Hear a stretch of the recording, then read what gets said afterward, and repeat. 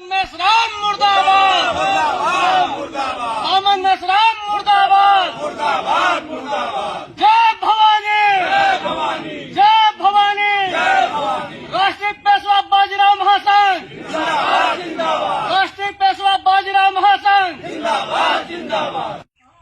बामन मेसराम नाम का एक आतंकवादी है और जो पिछले विगत वर्षों से बहुजन मुक्ति पार्टी नाम से एक राजनीतिक दल बना करके देश विभाजनकारी कार्यों में जो है वो संलिप्त है। और अभी पिछले दिनों हमको लगता है 2-3 दिन हुआ होगा, संत कबीर नगर में इसके लोगों के द्वारा एक पैदल मार्च किया गया था कि ब्राह्मणों भारत छोड़ो। तो हम चाहते हैं सरकार से, और यहाँ ही नहीं कानपुर में भी ऐसे कार्यक्रम हुए और उसके बाद इसकी पार्टियों का जहां जहां गठन है, जहां जहां इसकी इकाइयां हैं, वहां जो है तर्कों का कुतर्क करके इसके लोग इस तरीके का कार्यक्रम लगातार करते रहते हैं। हम सरकार से आग्रह करते हैं कि उस कार्यक्रम में शामिल और उस जुलूस में शामिल और उसके साथ साथ बामन मेसराम सभी के ऊपर रासुका के अंतर्गत मुकदमा पंजीकृत करके उन सबको जेल में भरने का सरकार काम करे, अन्यथा राष्ट्रीय पेशवा बाजीराव महासंघ उग्र प्रदर्शन को बाध्य होगा, जिसकी पूरी जिम्मेदारी शासन और प्रशासन की होगी। राष्ट्रीय पेशवा बाजीराव महासंघ तो कहते हैं तुम धर्मद्रोही हो, जब हम सच्चाई कहते हैं तो कहते हैं तुम देशद्रोही हो।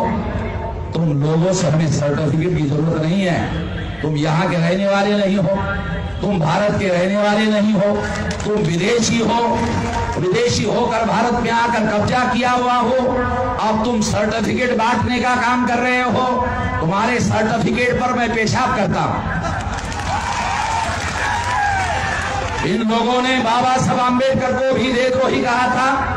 जो भी ईमानदारी से काम करता है अपने समाज की, उनको ये लोग देशद्रोही का सर्टिफिकेट बांटते हैं। तो ये देशद्रोही का सर्टिफिकेट बांटने वाले जो लोग हैं, अब हम लोग इनके सर्टिफिकेट पर खड़े होकर पेशाब करते हैं, बैठे होकर कहने के बजाय खड़े खड़े पेशाब करते हैं। हम इनके सर्टिफिकेट को बिल्कुल भी रिकॉग्नाइज नहीं करते हैं। तो इस तरह से साथियों, मैं ये बात इसलिए बता रहा हूं क्योंकि उनको ये मालूम होना चाहिए कि उन लोगों के पास सर्टिफिकेट बांटने का जो धंधा उन्होंने खोल रखा है, उस धंधे को हम नहीं मानते। और हमें धर्मद्रोही या देशद्रोही कहकर अगर तुम सोचते हो कि तुम हमारी बोली बंद करवाओगे, बोलना बंद करवाओगे, तुम्हारा बाप दादा कोई कुछ नहीं कर सकता हम लोगों की बोली बंद करवाने के लिए। तुम्हें बामन मेसराम को गोली मारनी होगी। मैं कुत्ते की मौत मरने वाला नहीं हूं, मैं लड़ते लड़ते मरूंगा, लड़ते लड़ते मरूंगा।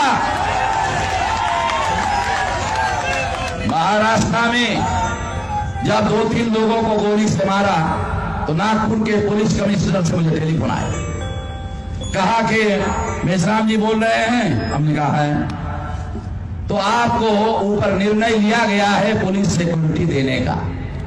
मैंने कहा किसने लिया? फडणवीस ने लिया ना, वो ब्राह्मण, उसने लिया ना मेरे को सिक्योरिटी देने का निर्णय। वो सिक्योरिटी देना चाहता है कि सीआईडी करवाना चाहता है मेरी? तुम्हारी सिक्योरिटी पर मैं पेशाब करता हूं। मैंने कहा मुझे नहीं चाहिए।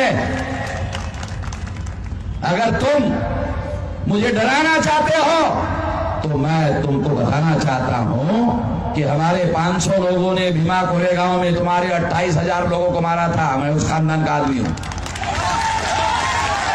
याद रखो।